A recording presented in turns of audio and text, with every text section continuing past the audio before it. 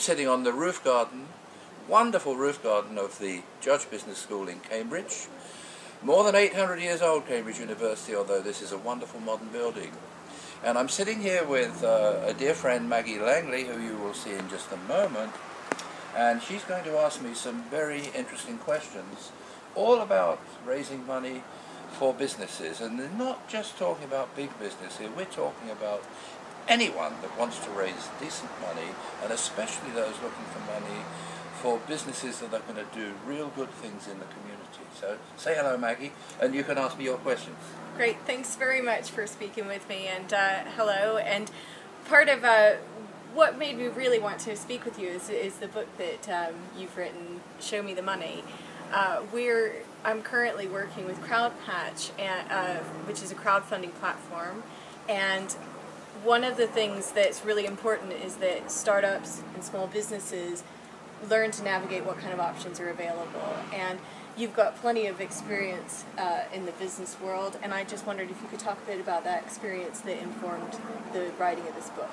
Thank you. Well, yes, I've worked for big businesses and small ones. I'm working with a lot of small ones. At the moment, I've worked for international ones, for local ones, and most recently, more and more for not-for-profit ones, social enterprises, community groups, different kinds of people raising money.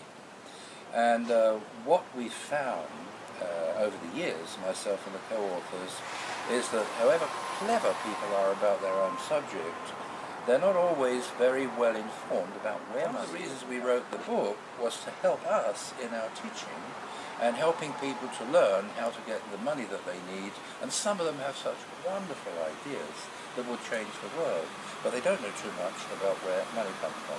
So this book is really all about finding the ways, whatever your project, whatever kind of money you need, finding the best ways to get it, and hopefully it will help a lot of people through those difficult pathways of fundraising. Thank you. And yeah, that's interesting. You're talking about some of the difficult pathways, because small business owners or people looking to start enterprises are frequently hearing in the news over and over again about that the banks aren't lending. And one of the things I liked about the book is that you explain in a real clear terms why the banks are in a difficult position in terms of risk and how they have to be quite cautious. And more inspirationally, you talk about lots of different pathways and alternatives that people might not be aware of. So I wondered if you could talk about some of the different types of funding. Yes, well, I've been involved in raising large amounts of money for equity investments, a lot of it in high technology. I've raised some money for banks. But let's face it, we don't have to be kind to the banks here. They haven't been very helpful in recent years in assisting small companies and small projects to get the money they need to get started.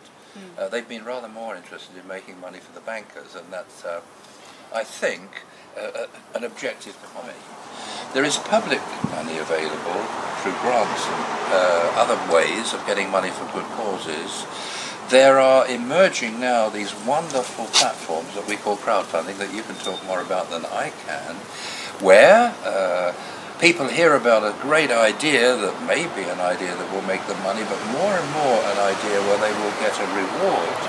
And the reward could be that they see a wonderful new project that helps people with some kind of sickness or some kind of disability benefit, or the community benefit by some kind of special school being developed. There are loads and loads of examples. So we're using this term crowdfunding. So the crowd is invited to invest as little sometimes as £10, and a bunch of professional people like yourselves at CrowdPatch help them to put it all together and make sure that it's legally done and do all the hard work. And it means that essentially we're moving towards a much more democratic approach to people investing in stuff that they believe in. So crowdfunding is one new way that we're finding is very, very interesting. We also have the term impact investing.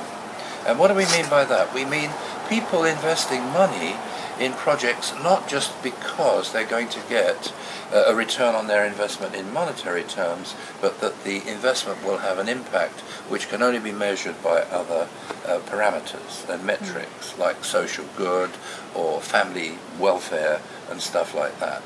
And then, as far as the banks are concerned, there's a wonderful new competitor on the horizon, and it's over the horizon now because it's active, which we call peer-to-peer lending.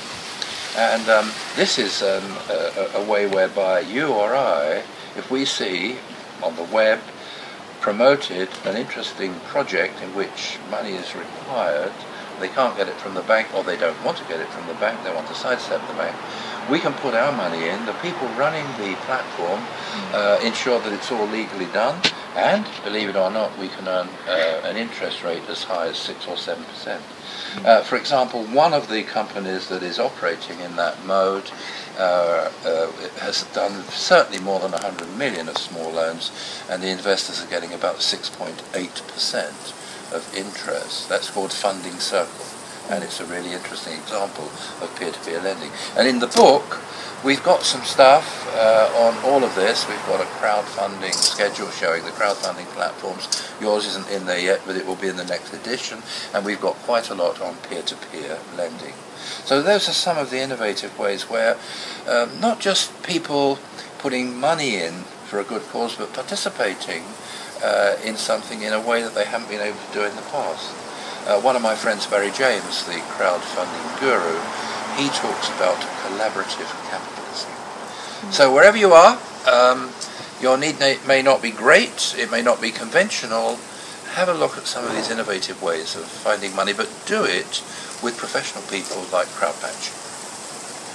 It's interesting you talking about this innovation in funding and things, but do you also feel that there's an importance for some basics? It's in the book you do talk about a lot of becoming ready regardless of what type of funding you pursue. But that's another very important question. I may have given the impression that you send an email to CrowdPatch and get a check the next day. Unfortunately, it doesn't work like that. And what we have found, with all due respect to the wonderful people that we've worked with, is that they may be so brilliantly informed about their cause or their technology or their company or their community project, but they don't know too much about where money is and how to get it. And that is not a criticism of anybody, but we can generally focus our activities as human beings on one or two things. And what I wanted to do with my co-authors in this book is to set out the very, very significant importance of being investment ready. So we were talking about becoming investment ready is really important. And what are some of the things from your experience? Because I know that you've heard a lot of pitches in your time, and you've heard seen a lot of people. Where do a lot of times business owners go wrong? I recall reading that you said that sometimes pride and greed can sometimes be a problem with. Yes, I mean, if you get me onto that subject, the two human emotions that drive our behaviour are often very much focused on either greed or fear, which is why, in my opinion, booms and busts and bubbles occur.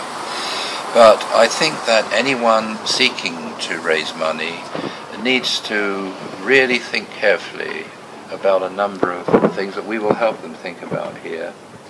First of all, what kind of project do I have, and how can I match myself with the sources of funds that are interested in my project? You ask how people go wrong. People can be talking to the wrong investor for 2 years. They'll be talking to the wrong kind of investor. So get some help to figure out what is your business model or your project model. Where are the kinds of people that invest in that? So you go to them. And when you go, be prepared in a very, very vigorous way to be able to state clearly things like, what is your vision? What is your purpose? Where is the market? It doesn't matter if you're not for profit. There must be a market for whatever you want to do, the service you want to provide. You need to be clear on that. Why will people use it? Why will people buy or support what we've got? Then, do we have a plan? And it should be a very believable plan. Does it have clear outcomes? And finally, but not less important than anything else, what about the people? Talk about and write about the people, the human resource. The investor wants to know that you guys can deliver, and that's why they put the money in. And then finally, show me the money. How much money do we need, and Why do we need it? They want to know why you need it. You've got to be prepared to say what you're going to do with it. Source and application of funds is the accounting term. But you need to be able to say, we need this for marketing, we need this for product development, and you need to have a simple budget that sets all that out. So think it through, and people often go wrong by not being prepared, not seeking advice, because they think their idea is so good it's going to change the world that the money will flow. Not quite like that. And how do you think people get that balance right between getting advice and seeking advice and trusting too much? Because you mentioned that, for example, that you shouldn't just leave it to your accountant to do your projections.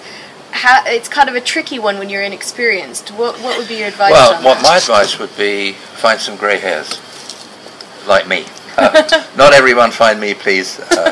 But Maggie made the point to me in an earlier discussion that she was very interested to read about how our statistics show that companies that have mature non-executive directors and chairmen do a lot better than those that don't, if the people are very young. Now, if you are a community group or a project team and not a company, the same principle applies. Go and find some mature men and women. They don't have to all be as old as me. They can be younger, but they need to know stuff and they need to have experience, and tap into that. Find mentors, find coaches, and get people on side. If you are not a structured company, have an advisory group. Listen to them, learn from them, carry them through the processes with you, let them become part of the team, and really, really work as hard as you can to find that river of experience that is out there. And yeah, I think that's one of the great things about the book, is there's always a bit of a how-to. You know, it follows through. You maybe learn something new, but it's a case study and it's a how-to, how you can solve those problems and make sure that you don't have to know everything right away. But, you know, you can, as you say, tap into support. Yeah, I mean, and be prepared to make mistakes. If at first you don't succeed, try again. The man who gave us the electric light bulb, Edison, Thomas Edison, worked for years and years and years to develop it. Years. Spent a lot of money on it, and a lot of the attempts didn't work. You know what Edison said? I just found 10,000 ways that don't work. Now, you don't want to find 10,000 ways that don't work, but you've got a lot of people around that Edison didn't have to advise you. But failure is not the end of the world. It could be the beginning of a new project. That's exceptional advice. And don't forget, guys listening, if you're a community group or you're interested in social enterprise and you really are serious about crowdfunding, CrowdPatch are out there. And the website is www.crowdpatch.co.uk. Don't forget that.